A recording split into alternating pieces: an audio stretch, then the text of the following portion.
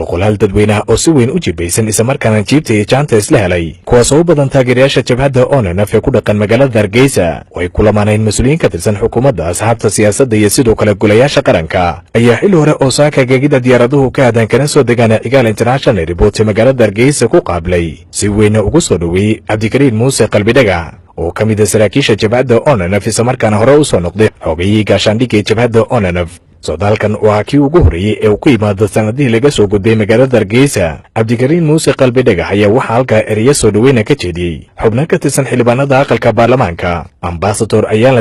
safiir ku-xigeenka Somaliland u fadhiya magaalada Nairobi ee dalka Kenya Yusuf Kaise Abdillahi xogayaha warfaafinta xisbiga UCID xildhibaano ka tirsan aqalka golaha wakiilada Somaliland iyo sidoo kale mas'uuliyiin iyo saraakiil ka tirsan maamulka gobolka Maroodijo halkan laga nabca dadka Soomaalidu dhan waan jecel lahay Somaliland waa dal xor ah oo madax bannaan cid kasta oo runtii noo timaado asaasaan u soo dhaweynaa si kaliya laba baan idin soo dhaweynaynaa waxay u taagan yihiin sidii ay xiriir u abuuri lahaayeen cadaawada iyo colaadana ay u yareyn lahaayeen marka ta keentay Cabdikariin wadanka wataa Cabdikariin isaga ayaa goostay inuu Somaliland yimaado socdaalkiisa uu doonayo inuu dhul badan ku leeyahay siyaasiyiin wuxuu leeyahay ambassadorkii hogaaminaya wax kale maanta hadal kale ma yaalo waxaan leenahay welcome to kan maanta ku soo dhaweynaynaa xukuumad axsaab iyo shacabba waxaan halkan ku soo dhaweynaynaa iyo golayaalba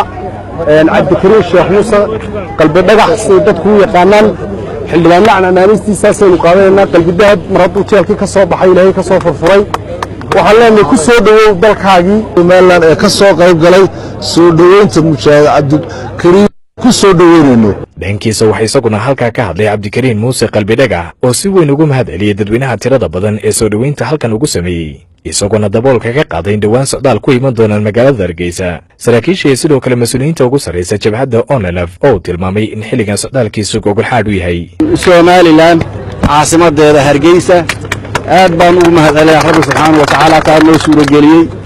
waxaan mahadaan la soo koobi karin u mahadcelinayaa shacbiga Somaliland xukuumadda xisbiyada mucaaradka culimada diinka councilka ni sheegeen golaha deegaanka maayirka cid walba dhalinyarada salaadiinta dhaqanka bahda saxaafadda ayadoon loo kala hadhin sida ay noo soo dhaweeyeen waadiiniya gudoomiyaheeda admiraal Maxamed Cumar Cismaan iyo xogayaha guud jabhadda Cabdiraxmaan Sheekh Mahdi Maadey oo ayaguna u diyaarsan maalmaha soo socda inay soo booqdaan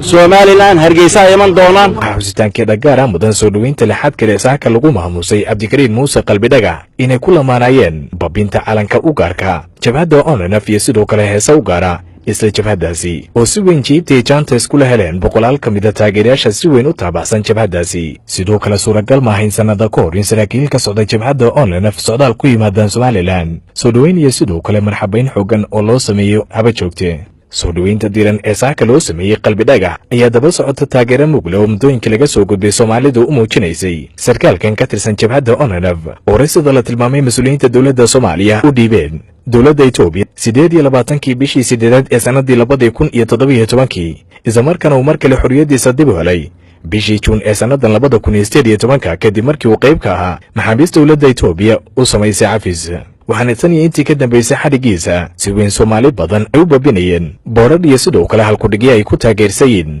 Cabdikariin Muuse Qalbi Dhagax oo muddooyinkii laga soo gudbay fadhigiisu ahaa magaalada Nairobi caasimadda waddanka Kenya